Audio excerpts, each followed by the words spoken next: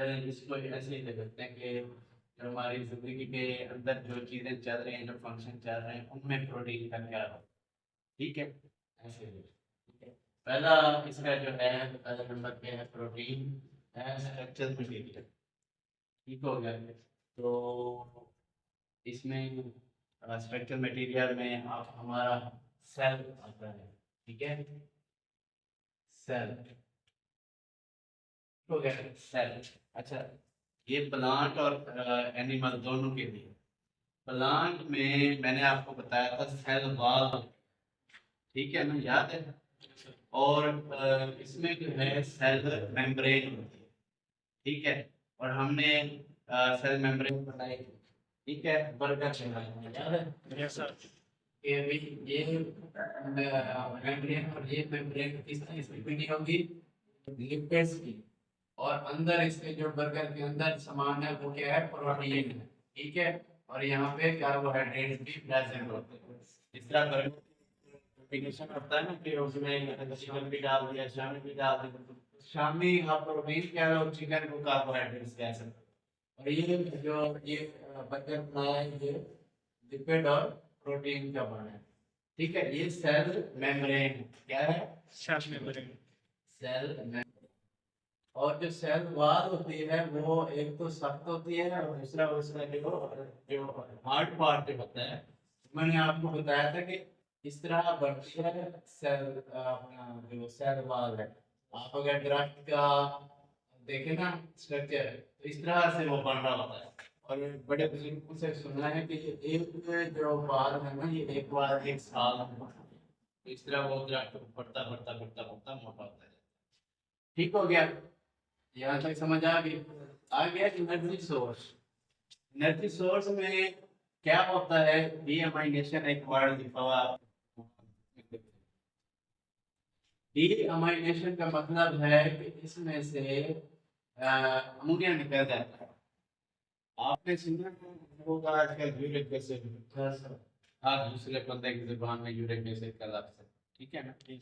तो जो अमोनिया है वो बेसिकली इस साइकिल से, यूरिक एसिड का साइकिल में जो होता है हर उसमें अमोनिया निकल जाता है। इसमें हमने पढ़ा था। ठीक है, यहाँ हम CH2 लगा लेते हैं। तो ये जो अमोनिया निकल जाएगा, और बाकी जो बचा है कार्बोनाइल ग्रुप है, ये भी है, और हाइड्रोजन, ये सारा फिर क्या करते हैं? एनर्जी प्रोवाइड करता है। इसमें मैंने आपको जिक्र किया था, एक क्रैब साइकिल होता है और एक ग्लाइकोलाइसिस साइकिल होता है। मैंने आपसे एक बच्चे का जिक्र किया था, याद है। एक बच्चा अर्थक्वेक के जमाने में 7 दिन, एक पता नहीं 5 दिन पड़ा रहा, जिंदा रहा। वो ग्लाइकोलाइसिस साइकिल चलता है प्रोटीन का। ये जो प्रोटीन हमारी एनर्जी सोर्स है ना, जो हमारी फैट में होते हैं, वो वहां से फिर चलता है और वो बच्चा जिंदा रहा। ठीक हो गया। फिर है डिफेंस ऑफ बॉडी। एंटीबॉडीज में हमने पढ़ा था कि जो अच्छा इंटरफेरॉन होते हैं, ये एंटीबॉडीज तो बैक्टीरिया के खिलाफ काम करते हैं। इंटरफेरॉन नया लफ्ज है, सुना कभी? नहीं सुना। इंटरफेरॉन जो है ये वायरस के खिलाफ काम करता है। अच्छा, मजे की बात ये है, इंटरफेरॉन भी प्रोटीन का बना होता है और वायरस भी प्रोटीन का बना होता है। तो इसलिए वायरल इन्फेक्शन है उसको ठीक करना जरा मुश्किल होता है। और ये जो एंटीबॉडीज में इम्यूनोग्लोबुलिन का जो है वो अपना सॉरी जो प्रोटीन है वो काम करती है। ठीक है, इसके बाद डिफेंस ऑफ बॉडी में एक और चीज है। बस वही बात हुई है, प्रोटीन और उसकी वायरस वाली बात आपने लिखी हुई है। अब है डाइटरी प्रोटीन। डाइटरी प्रोटीन वो कहता है जी, supply of nitrogen and sulphur are required by dietary protein. For example, each 1 gram of dietary protein furnishes 4.1 kilo calorie या 4100 कैलोरी जो होती है 1 ग्राम। 1 ग्राम प्रोटीन कितनी कैलोरीज देता है?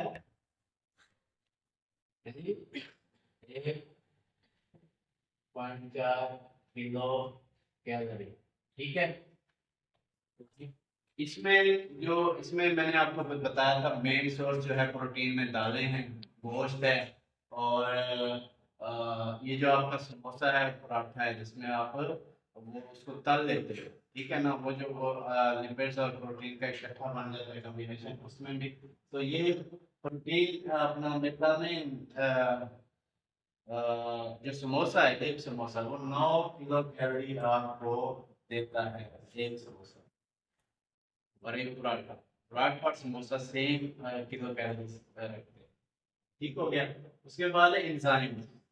एंजाइम से कुछ याद आता है, हमने पढ़ा है एंजाइम क्या करते हैं, कैटालाइज करते हैं, एक्सीलरेट करते हैं किसी भी केमिकल रिएक्शन। क्या करते हैं, किसी भी केमिकल रिएक्शन को एक्सीलरेट कर देते हैं, और केमिकल रिएक्शन। अच्छा, अब ये है एंजाइम जो है प्रोटीन के बने होते हैं और वो केमिकल रिएक्शंस को तेज करते हैं, ठीक है। इसमें हमने पिछले लेक्चर में पढ़ा था कि जो इंसुलिन होता है वो एंजाइम किसका बना होता है, प्रोटीन का। और एक और होता है ग्रोथ हार्मोन, जिसकी वजह से हम बड़े, हमारी आंखें, हमारी नाक, हमारे कान, सर, ये सारी चीजें तो जिस वजह से बनती हैं, जिस सॉरी सॉरी हार्मोन कह दिया मैं, नहीं हार्मोन नहीं है, इसमें एंजाइम है। चले वो के आगे लिखते हैं हार्मोन, ठीक है। हार्मोन में वो कहता है कि हार्मोन भी प्रोटीन नेचर है, ठीक है। तो इंसुलिन हार्मोन और दूसरा कौन सकता है, ग्रोथ हार्मोन, ठीक हो गया। ये हार्मोन क्या करते हैं, ये भी प्रोटीन इन नेचर होते हैं और हमारे जो मेन मेन फंक्शन है बॉडी के उसमें काम करते हैं। बाकी है रिजर्व फूड। रिजर्व फूड में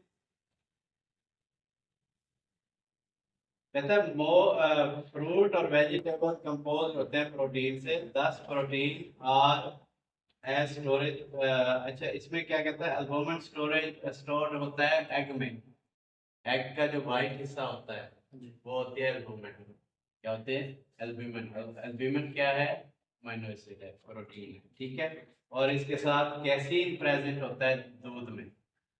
दूध में भी प्रोटीन होती है, उसका नाम है कैसीन, ठीक है। एल्ब्यूमिन कहाँ होगा, एग में। और कैसीन कहाँ होगा,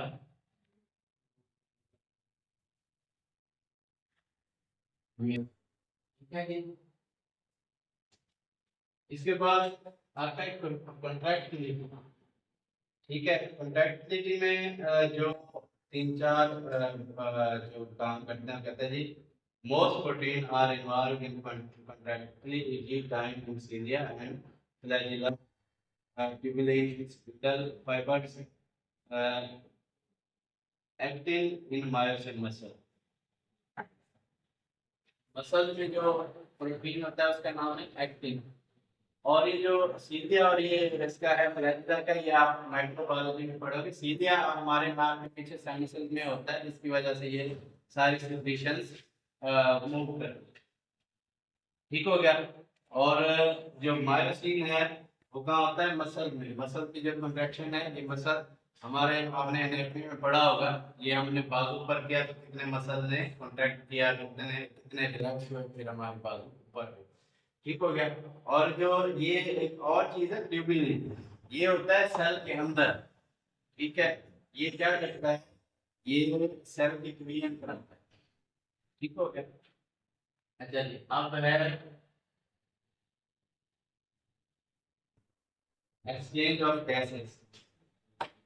गैसेस का आपने पढ़ा है रेस्पिरेटरी ट्रैक्ट में, फिजियोलॉजी पढ़ी है, नहीं पढ़ी, थोड़ी सी पढ़ी है। अच्छा, गैसेस की क्या है, एक तो है CO2, ठीक है, और दूसरी है, दूसरी कौन सी है, ऑक्सीजन, ठीक है।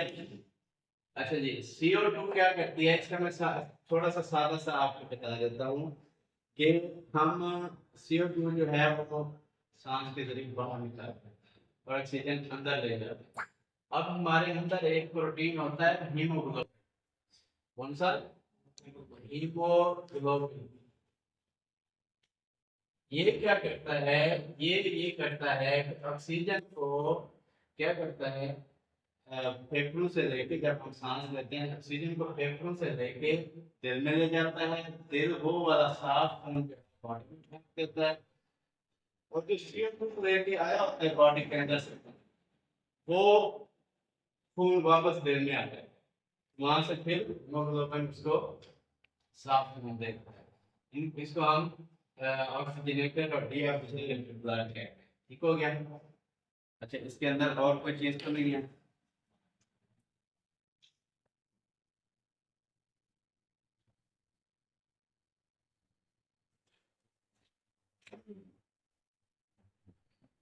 ठीक हो गया, बस ये इतना ही है। अच्छा, इसमें वो कहता है सामा act as hormone, insulin, growth hormone, and parathyroid hormone. जो भी वही मतलब कह सकते हैं। अच्छा जी, अगला क्या है? होम्योस्टैटिक। होम्योस्टैटिक कंट्रोल, इसमें वही बात आ गई यूरिक एसिड वाली। हमारे जो गुर्दे हैं वहाँ पे ग्लैंड्स होते हैं जो हमारी सारी चीज़ों को कंट्रोल करते हैं। और गुर्दे जो है इन सारी वेस्ट मटेरियल्स को बाहर निकालते हैं। जब यूरिक एसिड निकल रहा है तो इट्स ओके, जैसे आप लोग हैं माशाल्लाह बिल्कुल हेल्दी हैं, कोई इशू नहीं है। लेकिन जैसे जैसे उम्र बढ़ती है ये होम्योस्टेटिक, इसका मतलब होता है खुद का, क्या? खुद का कंट्रोल इसका। ठीक है, ये होम्योस्टेटिक कंट्रोल डिस्टर्ब हो जाता है। जैसे डिस्टर्ब होता है तो वो यूरिक एसिड बजाय पेशाब में निकलने के वो आपके ब्लड में एंटर हो जाता है। जैसे वो ब्लड में एंटर होता है तो फिर वहां से क्या होता है, आपको तकलीफ होती है। फिर वो आपको डॉक्टर्स कहते हैं यूरिक एसिड का, फिर आपको कहते हैं जी प्रोटीन वाली गज़ा ना लिया करो, लाइक मीट है और पल्सेस हैं। मैं खुद भी रोकता हूँ, मैं कहता हूँ कि चावल, सॉरी चने, और चने वाली दाल और गोश्त, ये तीन चीज़ें, और वो जो हरे रंग की सब्जी, ये भी तो क्या। अच्छा जी, अगला क्या है? Blood clotting. हाँ जी, फिजियोलॉजी पढ़ी है? ब्लड ब्लड के फंक्शन होते हैं, कितने होते हैं? 13 होते हैं। पढ़े?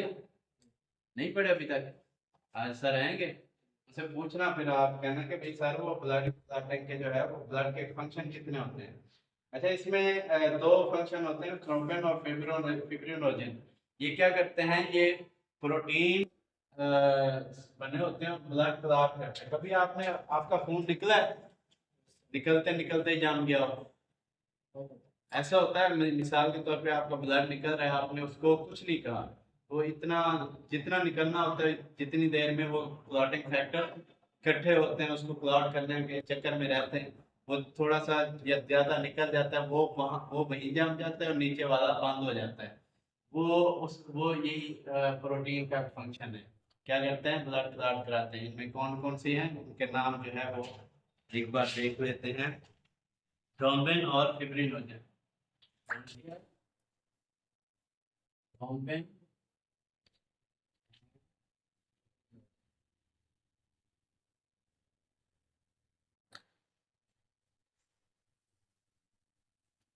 ठीक हो गया। अब आ गया हेरिडिटी ट्रांसमिशन। बेटा बाप की शक्ल होता है, बेटी माँ की शक्ल होती है, पास का बेटी बाप की होती है, बेटा माँ की होता है। ये कहाँ से होता है? क्रोमोसोम से की वजह से होता है। ठीक है, और क्रोमोसोम किससे मिली? प्रोटीन। ठीक है, माँ के अंदर कौन सा क्रोमोसोम होता है? पढ़ा कभी? हैं? एक्स एक्स होता है माँ के अंदर, एक्स वाई होता है माँ के अंदर। ठीक है, आगे जाते हैं। अगर बाप का एक्स माँ का एक्स मिल गया तो क्या पैदा होगी? बेटी। और अगर बाप का भाई और माँ का एक्स मिल जाए तो क्या पैदा होगा? बेटा। ठीक है। अच्छा, इसके लिए लिखा आपको माशरे की एक आलूदगी बता देता हूँ, गंदगी बता देता हूँ कि माशरे में कहा जाता है कि बेटी पैदा नहीं हो रही तो औरत का कसूर है, जबकि औरत का कोई कसूर नहीं होता। मर्द के तरफ से जाना होता है क्रोमोसोम। अगर एक्स एक्स इकट्ठे होंगे तो बेटी होगी, अगर वाई एक्स तो बेटा होगा।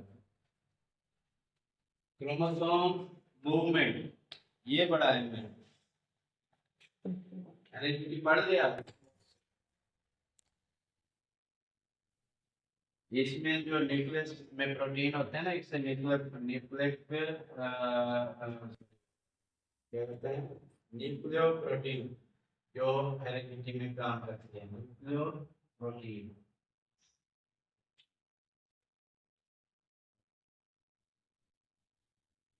ठीक है।